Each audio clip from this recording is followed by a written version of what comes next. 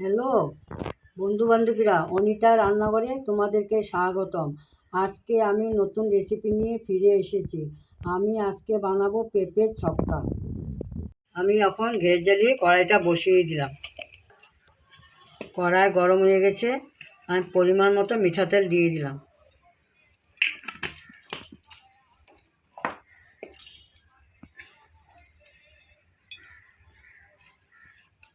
শুকনো লঙ্কা দিয়ে দিলাম, কালি জিরা দিয়ে দিলাম, তেজপাতা,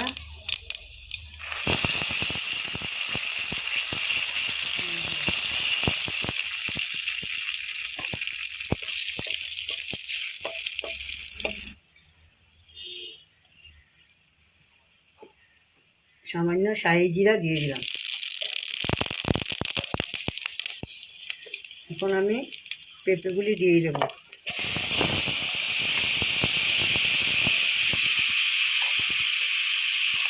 ভালো করে নাড়াচাড়া করে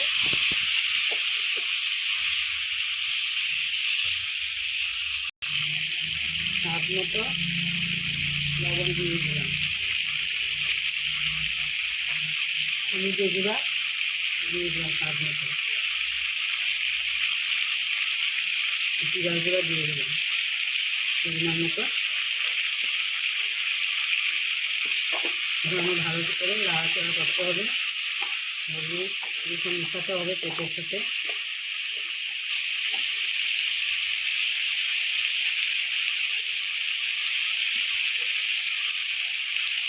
কাঁচা লঙ্কা দিয়ে দিলাম 4-5টা।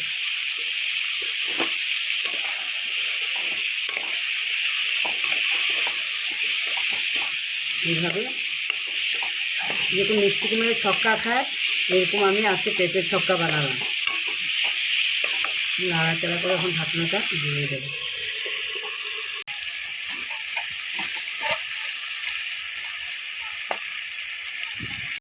এখানে আমি এখন একটা পাকা পেঁপে নিয়েছি, বেশি বড় না, ছোটো সাইজে নিয়েছি। নিয়ে ভালো করে পেঁপে টমটম করে আমি আজকে পেঁপের ছক্কা বানাচ্ছি।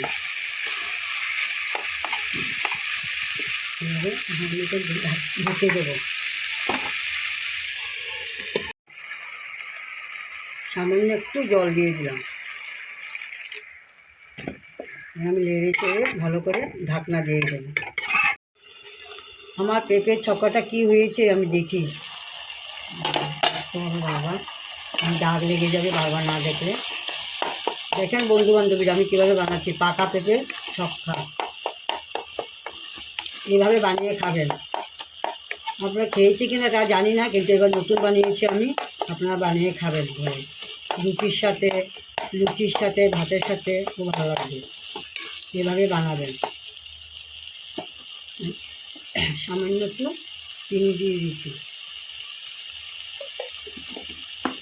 নাড়াচাড়া করে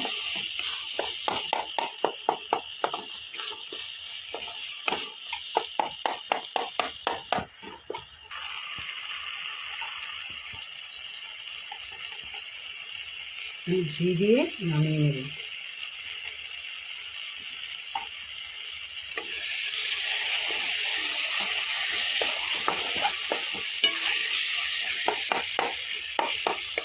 পাকা পেঁপের ছক্কা।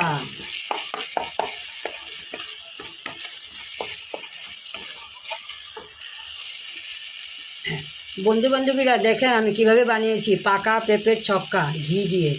আপনারা এরকম বানিয়ে খাবেন, রুটির সাথে, লুচির সাথে, ভাতের সাথেও ভালো লাগবে। এইভাবে বানিয়ে খাবেন পাকা পেঁপের ছক্কা। আমার পাকা পেঁপের ছক্কা হয়ে গেছে। আপনাকে যদি ভালো লাগে সাবস্ক্রাইব, কমেন্ট, লাইক, শেয়ার করবা। আর এভাবে বানিয়ে খাবেন, রুটি, লুচি, ভাতের সাথে ভালো লাগবে।